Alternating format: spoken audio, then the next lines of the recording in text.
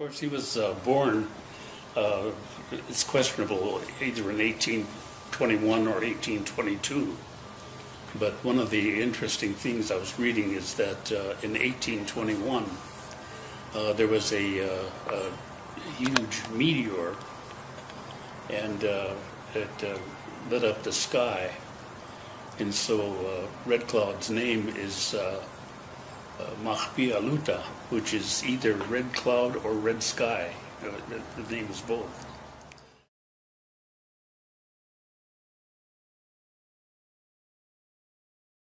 He was born near North Platte, down along the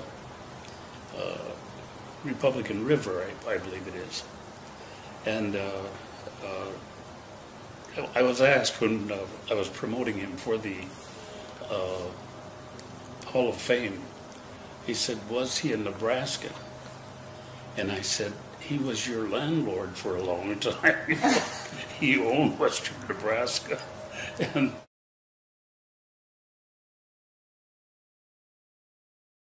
Red Cloud was a great warrior. He was a great leader from his early years on. And he pretty much won, or it was really his strategizing and his leadership that won for the Indians the Red Cloud's War that shut the Bozeman Trail. And after they signed the peace treaty, which really signaled their surrender to him, to his forces, he burned the forts as they left. And that was the only time in history that the U.S. Army was, had to really admit defeat and get out of Indian territory.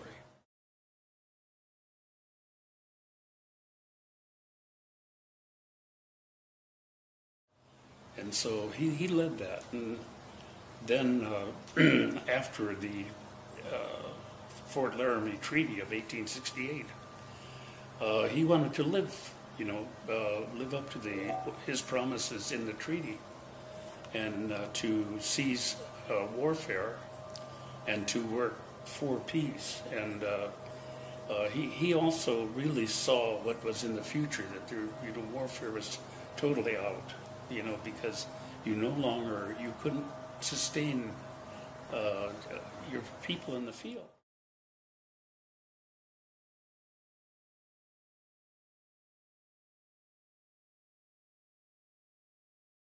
So Red Cloud saw that and really worked for the best things for his people, including schools.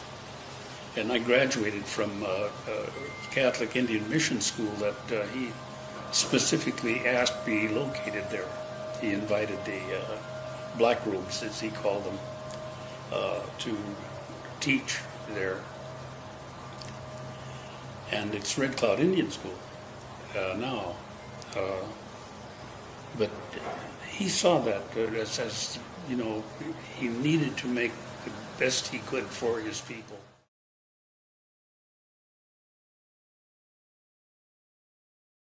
Warfare was just no longer even an option, even for short term. And as a matter of fact, when Custer was defeated up in Montana, it wasn't a war party that he went against. It was they were up there for a huge buffalo hunt, and the forces of the Sioux and Arapaho and Cheyenne, Custer rode right into it and got beat up pretty bad.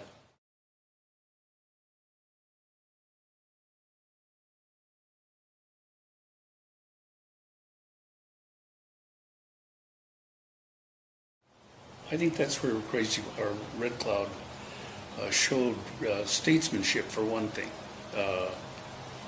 He went back east many times to Washington, and also up into Philadelphia and New York and places like that to make his appeal. He knew that if he appealed to the public, they would pressure Congress and for better provisions and to live up to their treaties.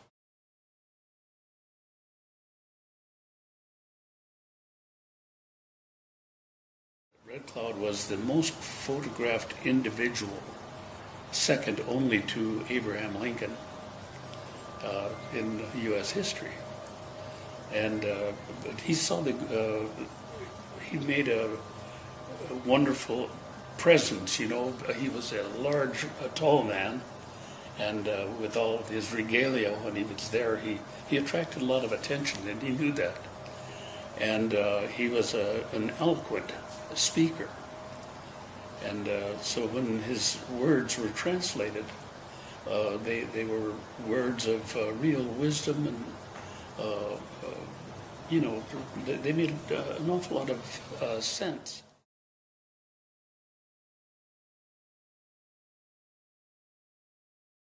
After his great life as a warrior, leader, and provider for his people, he turned into a real statesman for them at a very critical time when they're